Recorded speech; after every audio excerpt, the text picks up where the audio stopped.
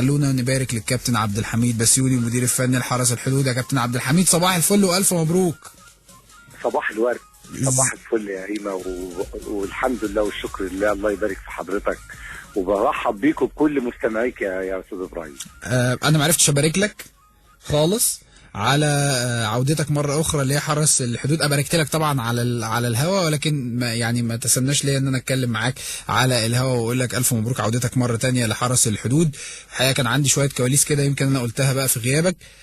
سعيد بعودتك مره تانية، ومهمه تقريبا مستحيله، واظن ان الناس وهي بتتكلم معاك ما كانتش بتطالبك خالص ان الفريق تقعد، بقدر ما هو بيكلموك على ان الموسم الجاي يعني نفكر في فرقه تفوق الدنيا او تبقى ماشيه كويس الموسم اللي جاي. عايز اتكلم على مباراه الامس، وهل كنت حضرتك تتخيل انك تهزم النادي المصري اللي عامل احسن واعلى عروض في الفتره الاخيره ب3 أهداف مقابل هدف، ولا لا يا كابتن عبد الحميد؟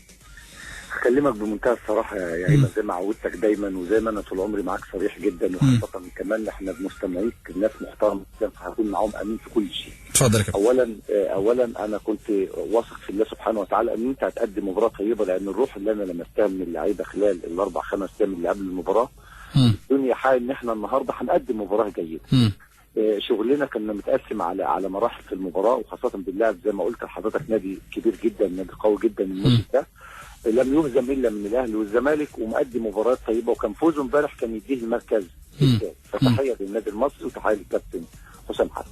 انا بدات ان انا اضغط من بدايه المباراه من قدام، انما طبعا ولا اي مدرب في العالم يقدر يتخيل السيناريو اللي حصل ولا الاهداف اللي كان يعني زي ما انت قلت كده يا استاذ ابراهيم، فيها توفيق من ربنا سبحانه وتعالى.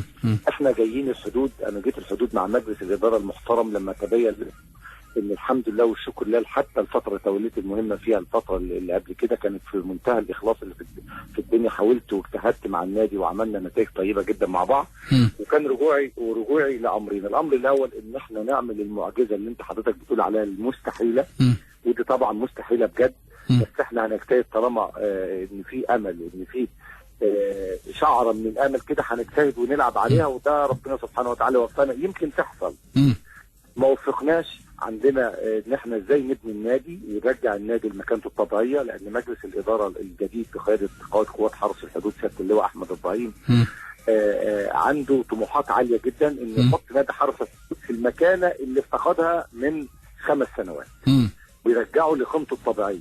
فلو حصل لا قدر الله غير بقائنا في الدوري، هيتم توفير كل الامكانيات اللازمه لصعود الفريق مره ثانيه للدوري الممتاز. كويس. احنا عندنا 12 مباراه باقيين. اي نعم صعوبه المباريات انها ترتيبها صعب جدا. اللعيبه عندي يا كابتن ابراهيم لما تقعد 21 مباراه بدون فوز و9 مباريات بدون هدف واحد، كانت امور صعبه جدا معنويا على اللعيبه. كابتن حميد، انت فرقتك بقى لها 8 شهور ما بتكسبش ماتش. 8 شهور. شفت اللعيبه نفسها كانت بتتقل من الاحباط ده، وكان واصلها شعور انها مش قادره تكسب. مش قادره تكسب، وده اللي انت اشتغلت عليه طول فتره وجودك من ساعه ما رجعت، ان انتوا قادرين. وطبعا انا بشكر الكابتن احمد ايوب انه اضاف في يناير مجموعه لعيبه كويسه اضافها الكابتن احمد ايوب في يناير، هي يمكن مساعده والفريق في الوقت ده.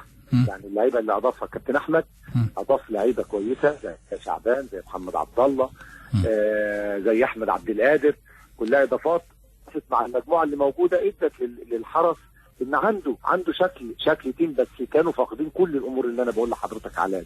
طب عايز اسالك سؤال، هل امبارح اخطاء حارس مرمى النادي المصري ساهمت في انه حرس الحدود يطلع بالنتيجه الكبيره دي ب3 أهداف؟ طبعا يا كابتن.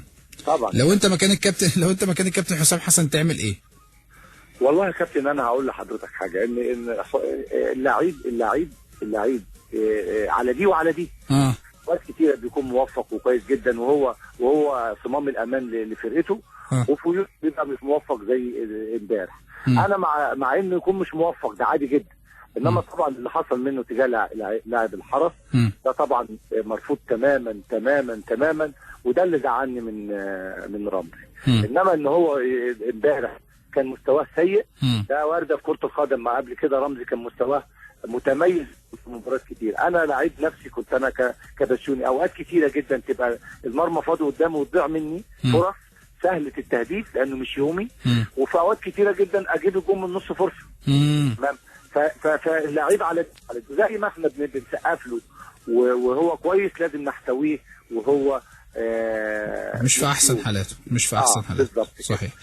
انما انا سعيد جدا ان احنا فزنا على نادي كبير، تطمن اللعيبه وتديها ثقه انهم قادرين لو قاتلوا وكافحوا وبقى عندهم الاصرار والعزيمه اللي لعبوا. لو انت افتكرت يا استاذ ابراهيم هتلاقي ان مباراه المصري الدور الاول احنا برضه كنا متقدمين 2-0 وخسرنا، بس كان في فرق كبير جدا بين المباراه الاولى والمباراه الثانيه. الفرق ان كانت اللعيبه وهي كسبانه 2-0 كانت خايفه جوه الملعب وكانت متاكده انها هتخسر.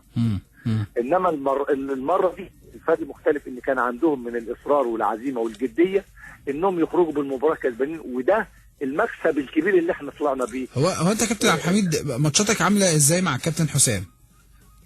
نعم. ماتشاتك عامله ازاي مع الكابتن حسام؟ يعني نتائجها ايه؟ انت قابلت الكابتن حسام كام مره مع المصري؟ انا قابلت الكابتن حسام 3 مرات. 3 مرات. مره اتعادلت مع الاتحاد السكندري في الدور الاول، والمره مع النادي المصري مرتين. المره الدور الاول حضرتك احنا خسرنا 3-2. المره دي احنا كسبنا 3-1.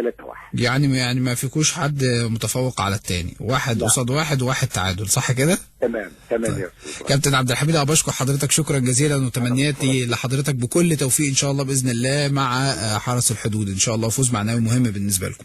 اشكرك شكرا جزيلا كابتن عبد الحميد بسيوني، المدير الفني الخلوق والمحترم لحرس الحدود.